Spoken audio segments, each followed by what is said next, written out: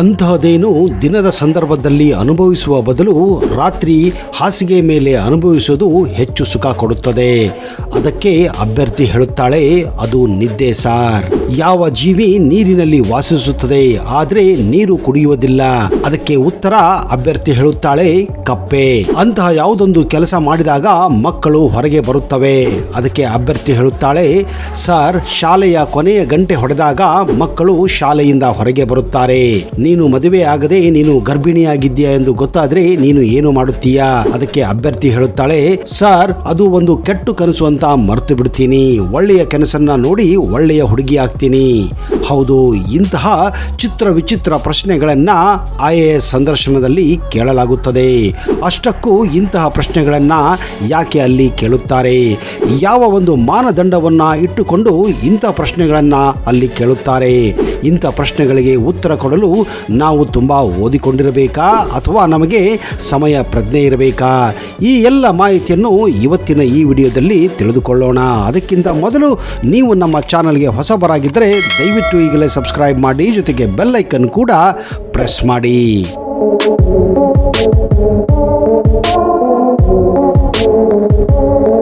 ನಮಸ್ಕಾರ ಸ್ನೇಹಿತರೆ, ನಿಮಗೆಲ್ಲ ಆತ್ಮೀಯ ಹಾಗೂ ಅದ್ದೂರಿ ಸ್ವಾಗತ. ವಿದ್ಯಾರ್ಥಿ ಜೀವನ ಗೋಲ್ಡನ್ ಲೈಫ್ ಎನ್ನುತ್ತಾರೆ. ವಿದ್ಯಾರ್ಥಿಗಳು ಇಂದು ಕಠಿಣ ಶ್ರಮ ವಹಿಸಿದರೆ ನಾಳೆ ಸಮಾಜದಲ್ಲಿ ಗೌರವಿತ ವ್ಯಕ್ತಿಗಳಾಗಿ ಬಾಳಬಹುದು. ಅಂತಹ ಶಕ್ತಿ ಶಿಕ್ಷಣಕ್ಕೆ ಇದೆ. ಇನ್ನು ವಿದ್ಯಾರ್ಥಿ ಘಟ್ಟದಲ್ಲಿಯೇ IAS ಪರೀಕ್ಷೆ ತಯಾರಿ ನಡೆಸಿದರೆ ಯಶಸ್ಸು ಅತಿ ಕಡಿಮೆ ಸಮಯದಲ್ಲಿ ದೊರೆಯುವುದರಲ್ಲಿ ಯಾವುದೇ ಅನುಮಾನವೇ ಇಲ್ಲ. ಆದರೆ ಪೂರ್ವ ಸಿದ್ಧತೆ ಜೊತೆಗೆ ಸರಿಯಾದ ಮಾರ್ಗದರ್ಶನ ಗೆಲುವಿಗೆ ಮೆಟ್ಟಲುಗಳಾಗಿ ಸಹಕಾರಿ ಆಗುತ್ತದೆ. ಹಾಗಾದ್ರೆ ಪದವಿ ಓದುತ್ತಿರುವಾಗಲೇ ವಿದ್ಯಾರ್ಥಿಗಳು IAS ಪರೀಕ್ಷೆ ಕಡೆಗೆ ಗಮನ ವಹಿಸಲೇಬೇಕು. ಅದಕ್ಕಾಗಿ ಮೊದಲು ಯಾವ ರೀತಿಯಲ್ಲಿ ಪರೀಕ್ಷೆ ನಡೆಸಲಾಗುತ್ತದೆ, IAS ಪರೀಕ್ಷೆಗಳ ಮಾನದಂಡಗಳನ್ನ ಅರಿತುಕೊಳ್ಳಬೇಕು. ಇದರಿಂದಾಗಿ ವಿದ್ಯಾರ್ಥಿಗಳಿದ್ದಾಗಲೇ IAS ಅಧಿಕಾರಿ ಆಗುವ ಕನಸು ನನಸಾಗುವ ಹಂತಕ್ಕೆ ಮೊದಲ ಹೆಜ್ಜೆ ಆರಂಭವಾಗುತ್ತದೆ.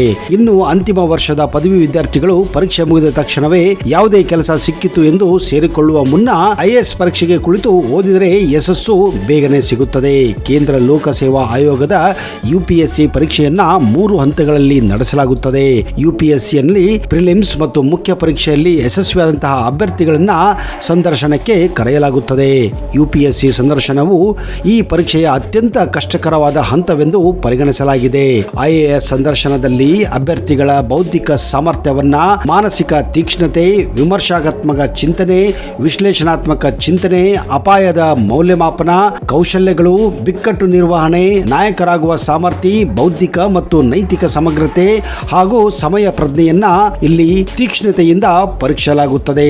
ಇದೇ ಕಾರಣ ನಿಮ್ಮ ಸಮಯ ಪ್ರಜ್ಞೆಯನ್ನ, ನಿಮ್ಮ ಮಾನಸಿಕ ತೀಕ್ಷ್ಣತೆಯನ್ನ, ನಿಮ್ಮ ವಿಮರ್ಶಾತ್ಮಕ ಚಿಂತನೆಯನ್ನ ಕಂಡುಹಿಡಿಯಲು ಈ ಸಂದರ್ಶನದಲ್ಲಿ ಅಭ್ಯರ್ಥಿಗಳಿಗೆ ಕೆಲವೊಂದು ಅಚ್ಚರಿಯ ಪ್ರಶ್ನೆಗಳನ್ನ ಹಾಗೂ ಚಿತ್ರ ವಿಚಿತ್ರ ಪ್ರಶ್ನೆಗಳನ್ನ ಕೇಳಲಾಗುತ್ತದೆ. ಬನ್ನಿ, ಅಂತಹ ಕೆಲವೊಂದು ಪ್ರಶ್ನೆಗಳನ್ನ ಇವತ್ತಿನ ಈ ವಿಡಿಯೋದಲ್ಲಿ ನಿಮ್ಮ ಮುಂದೆ ಕೊಡ್ತಾ ಇದ್ದೀನಿ.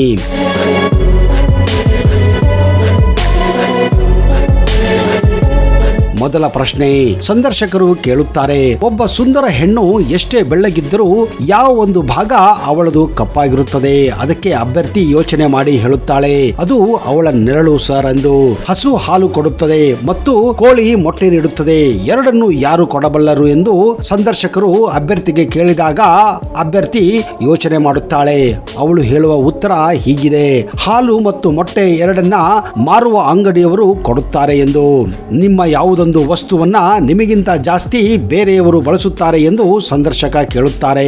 ಸ್ನೇಹಿತರೆ, ಇದಕ್ಕೆ ನಿಮ್ಮಲ್ಲಿ ಏನಾದರೂ ಉತ್ತರ ಇದೆಯಾ? ಉತ್ತರ ಇದ್ದರೆ ದಯವಿಟ್ಟು ಕಮೆಂಟ್ ಬಾಕ್ಸ್ ಅಲ್ಲಿ ಹಾಕಿ. ಹೋಗಲಿ, ಆ ಉತ್ತರ ನಿಮ್ಮದು ಸರಿಯಾಗಿದ್ದರೆ ಈ ಉತ್ತರವನ್ನ ಕೇಳಿ. ಅದಕ್ಕೆ ಅಭ್ಯರ್ಥಿ ಹೇಳುತ್ತಾಳೆ, ಸರ್, ನನಗಿಂತ ನನ್ನ ವಸ್ತುವನ್ನ ಬೇರೆಯವರು ಹೆಚ್ಚು ಬಳಸುವುದು ಅದು ನನ್ನ ಹೆಸರೆಂದು.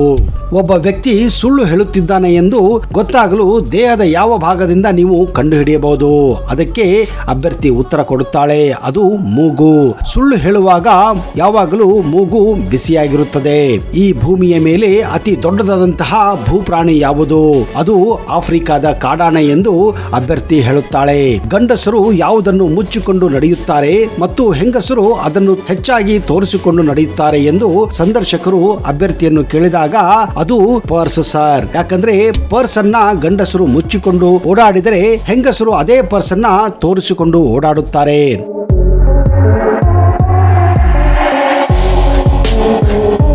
ಸಂದರ್ಶಕರು, ನಿಮ್ಮ ಪ್ರಕಾರ ಯಾವ ಒಂದು ವಸ್ತುವನ್ನು ಕತ್ತರಿಸುವುದರಿಂದ ಜನ ಖುಷಿ ಪಡುತ್ತಾರೆ ಹಾಗೂ ಆಚರಿಸುತ್ತಾರೆ?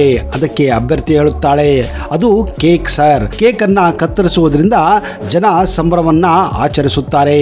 ಯಾವ ವಸ್ತು ಹೆಚ್ಚು ಎಳೆದಷ್ಟು ಚಿಕ್ಕದಾಗುತ್ತದೆ ಎಂದು ಸಂದರ್ಶಕರು ಆ ಹುಡುಗಿಯನ್ನ ಕೇಳುತ್ತಾರೆ. ಆಗ ಆ ಮಹಿಳಾ ಅಭ್ಯರ್ಥಿ ಅದು ಸಿಗರೆಟ್ ಎಂದು ಹೇಳುತ್ತಾರೆ. ಅದಕ್ಕೆ ಸಂದರ್ಶಕರು ಕೇಳುತ್ತಾರೆ, ನೀವೇನಾದ್ರೂ ಯಾವತ್ತಾದ್ರೂ ಸಿಗರೆಟ್ ಸೇದಿದ್ದೀರಾ ಅಂತ? ಅಭ್ಯರ್ಥಿ ಚಾನ್ಸ್ ಸಿಕ್ಕರೆ ಸೇದುತ್ತೇನೆ ಎಂದು ಹೇಳುತ್ತಾಳೆ. ಯಾವ ಒಂದು ಜಾಗಕ್ಕೆ ಮದುವೆ ಆಗದ ಹುಡುಗ ಆಗಲಿ ಹುಡುಗಿ ಆಗಲಿ ಹೋಗಲು ಸಾಧ್ಯವೇ ಇಲ್ಲ. ಅದಕ್ಕೆ ಅಭ್ಯರ್ಥಿ ಹೇಳುತ್ತಾಳೆ, ಸರ್ ಅದು ಮಾವನ ಮನೆ. ಸಂದರ್ಶಕರು ಕೇಳುತ್ತಾರೆ, ಈ ವಿಶ್ವದಲ್ಲಿ ಅತ್ಯಂತ ದೊಡ್ಡ ಮೊಟ್ಟೆ ಇಡುವ ಪಕ್ಷಿ ಯಾವುದು ಎಂದು? ಅದಕ್ಕೆ ಅಭ್ಯರ್ಥಿ ಹೇಳುತ್ತಾಳೆ, ಉಷ್ಟ್ರ ಪಕ್ಷಿ. ಸ್ನೇಹಿತರೆ, ಈ ಒಂದು ಪ್ರಶ್ನೆಯನ್ನ ಕೇಳಿ. ಈ ಪ್ರಶ್ನೆಗೆ ಉತ್ತರ ನಿಮ್ಮಲ್ಲಿದ್ದರೆ ಅದು ಕೂಡ ದಯವಿಟ್ಟು ಕಮೆಂಟ್ ಬಾಕ್ಸ್ ಅಲ್ಲಿ ಹಾಕಿ. ಭಾರತದಲ್ಲಿ ಪಾಕಿಸ್ತಾನ ಎನ್ನುವ ಒಂದು ಊರಿದೆ, ಅದು ಯಾವ ರಾಜ್ಯದಲ್ಲಿದೆ? ಅದಕ್ಕೆ ಅಭ್ಯರ್ಥಿ ಹೇಳುತ್ತಾಳೆ, ಅದು ಬಿಹಾರ್ ರಾಜ್ಯದಲ್ಲಿ. ಯಾವ ಒಂದು ವಸ್ತು ನೀರಿನಲ್ಲಿ ಬಿದ್ದರೂ ಒದ್ದೆ ಆಗುವುದಿಲ್ಲ? ಅದಕ್ಕೆ ಅಭ್ಯರ್ಥಿ ಹೇಳುತ್ತಾಳೆ, ಅದು ನೆರಳು. ಒಬ್ಬ ಕಿವುಡ ಮತ್ತು ಒಬ್ಬ ಕುಂಟ ಹಾಗೂ ಒಬ್ಬ ಕುರುಡ ಒಂದೇ ಮನೆಯಲ್ಲಿ ವಾಸಿಸುತ್ತಿದ್ದರೆ ಯಾರು ಹಿಟ್ಟು ಅರಿಯಲು ಗಿರಣಿಗೆ ಹೋಗುತ್ತಾರೆ ಎಂದು ಸಂದರ್ಶಕರು ಆ ಅಭ್ಯರ್ಥಿಗೆ ಕೇಳುತ್ತಾರೆ. ಅದಕ್ಕೆ ಆ ಅಭ್ಯರ್ಥಿ ಕೊಡೋ ಉತ್ತರ ಹೀಗಿತ್ತು, ಯಾರು ಹೋಗುವುದಿಲ್ಲ ಸರ್, ಯಾಕಂದ್ರೆ ಮೊದಲೇ ಹಿಟ್ಟನ್ನ ಅರಿಯಲಾಗಿದೆ.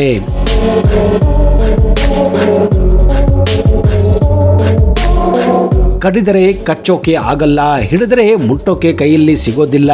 ಅದು ಯಾವ ವಸ್ತು ಎಂದು ಸಂದರ್ಶಕರು ಕೇಳುತ್ತಾರೆ. ಅದಕ್ಕೆ ಹುಡುಗಿ ಹೇಳುತ್ತಾಳೆ, ಅದು ನೀರು ಸಾರ್. ಎಲ್ಲಿ ಪ್ರಪಂಚದ ಮೊದಲ ಆಲೂಗಡ್ಡೆ ಕಂಡು ಬಂದಿದೆ? ಅದಕ್ಕೆ ಅಭ್ಯರ್ಥಿ ಹೇಳುತ್ತಾಳೆ, ನೆಲದ ಅಡಿಯಲ್ಲಿ ವಿಶ್ವದ ಮೊದಲ ಆಲೂಗಡ್ಡೆ ಕಂಡು ಬಂದಿತ್ತು ಎಂದು. ಹುಡುಗಿಯರು 18 ವರ್ಷ ಆಗುವ ಮೊದಲು ಏನನ್ನು ಕೊಡಲು ಸಾಧ್ಯವಿಲ್ಲ. ಅದಕ್ಕೆ ಅಭ್ಯರ್ಥಿ ಅತಿ ತೀಕ್ಷ್ಣವಾಗಿ ಓಟನ್ನು ಕೊಡಲು ಸಾಧ್ಯವಿಲ್ಲ ಎಂದು ಹೇಳುತ್ತಾಳೆ. ವಿಶ್ವದಲ್ಲಿ ಅತಿ ಎತ್ತರ ಇರುವ ವಿಮಾನ ನಿಲ್ದಾಣ ಎಲ್ಲಿದೆ ಎಂದು ಕೇಳುತ್ತಾರೆ. ಅದಕ್ಕೆ ಅಭ್ಯರ್ಥಿ ಹೇಳುತ್ತಾಳೆ, ಅದು ಬಾಂಗ್ಡಾ ವಿಮಾನ ನಿಲ್ದಾಣ, ಟಿಬೆಟ್. ಮಲಗುವ ಮುನ್ನ ನಿನ್ನ ಗಂಡ ಜೊತೆ ಇಲ್ಲ ಅಂದ್ರೆ ನೀನು ಏನು ಮಾಡುತ್ತೀಯಾ? ಅದಕ್ಕೆ ಅಭ್ಯರ್ಥಿ ಹೇಳುತ್ತಾಳೆ, ನನ್ನ ಗಂಡನಿಗೆ ಒಂದು ಫೋನ್ ಮಾಡಿ ಅವನ ನೆನಪಿನಲ್ಲಿ ಸುಖ ನಿದ್ರೆ ಮಾಡುತ್ತೇನೆ ಎಂದು ಹೇಳುತ್ತಾಳೆ. ಸಂದರ್ಶಕರು ಒಂದು ಪ್ರಶ್ನೆಯನ್ನು ಕೇಳುತ್ತಾರೆ, ವಿಚ್ಛೇದನಕ್ಕೆ ಮುಖ್ಯ ಕಾರಣವೇನು? ಅದಕ್ಕೆ ಅಭ್ಯರ್ಥಿ ಹೇಳುತ್ತಾಳೆ, ಅದು ಮದುವೆ ಸಾರ್. ಮದುವೆ ಆದ ಮೊದಲ ರಾತ್ರಿಯಂದು ಮದುಮಗಳು ತನ್ನ ಗಂಡನಿಗೆ ಕೊಡುವಂತಹ ಮೊದಲ ಕಾಣಿಕೆ ಅಥವಾ ವಸ್ತು ಯಾವುದು? ಅದಕ್ಕೆ ಅಭ್ಯರ್ಥಿ ಕೊಡುವ ಉತ್ತರ, ಅದು ಒಂದು ಗ್ಲಾಸ್ ಹಾಲು.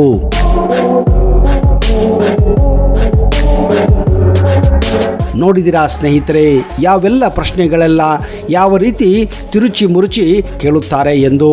ಆ ಪ್ರಶ್ನೆಗೆ ಉತ್ತರ ಆ ಪ್ರಶ್ನೆಯಲ್ಲೇ ಇರುತ್ತದೆ. ಆದರೆ ನೀವು ಕೊಂಚ ಯೋಚನೆ ಮಾಡಿ ಈ ತರದ ಉತ್ತರಗಳನ್ನು ಕೊಡಬೇಕಾಗುತ್ತದೆ. ಹಾಗೆಯೇ IAS ಪರೀಕ್ಷೆಯನ್ನು ಬರೆಯಲು ಹಾಗೂ ಪಾಸ್ ಆಗಲು ಕೆಲವು ನಿರ್ಬಂಧಗಳಿವೆ ಹಾಗೂ ಸವಾಲುಗಳಿವೆ. ಒಬ್ಬ ಅಭ್ಯರ್ಥಿ ಎಷ್ಟು ವಯಸ್ಸಿಗೆ ಈ ಪರೀಕ್ಷೆಯನ್ನ ಎಷ್ಟು ಬಾರಿ ಪ್ರಯತ್ನ ಮಾಡಬಹುದು ಎನ್ನುವುದು ಕೂಡ ನಿರ್ಧರಿಸುತ್ತದೆ. ಒಬ್ಬ ಅಭ್ಯರ್ಥಿ 1989 ರಿಂದ ಗರಿಷ್ಠ ಸಂಖ್ಯೆಯ ಪ್ರಯತ್ನವನ್ನ ಸೀಮಿತಗೊಳಿಸಲಾಗಿದೆ. ಸಾಮಾನ್ಯ ಅಭ್ಯರ್ಥಿಗೆ 6 ಪ್ರಯತ್ನಗಳು, ಅದು ಕೂಡ 32 ವರ್ಷದವರೆಗೆ ಮಾತ್ರ. ಅದುವೇ ಪರಿಶಿಷ್ಟ ಜಾತಿಗಳು ಹಾಗೂ ಪರಿಶಿಷ್ಟ ಪಂಗಡದ ಅಭ್ಯರ್ಥಿಗಳಿಗೆ ಯಾವುದೇ ನಿರ್ಬಂಧಗಳಿಲ್ಲ. 37 ವರ್ಷದವರೆಗೂ ಅವರು ಈ ಪರೀಕ್ಷೆಯನ್ನು ಕೊಡಲು ಪ್ರಯತ್ನ ಮಾಡಬಹುದು. ಇತರೆ ಹಿಂದುಳಿದ ವರ್ಗಗಳಿಗೆ 9 ಪ್ರಯತ್ನಗಳಿರುತ್ತವೆ, ಅದು ಕೂಡ 35 ವರ್ಷಗಳಿಗೆ ಮಾತ್ರ ನೀವು ಕೊಡಬಹುದು.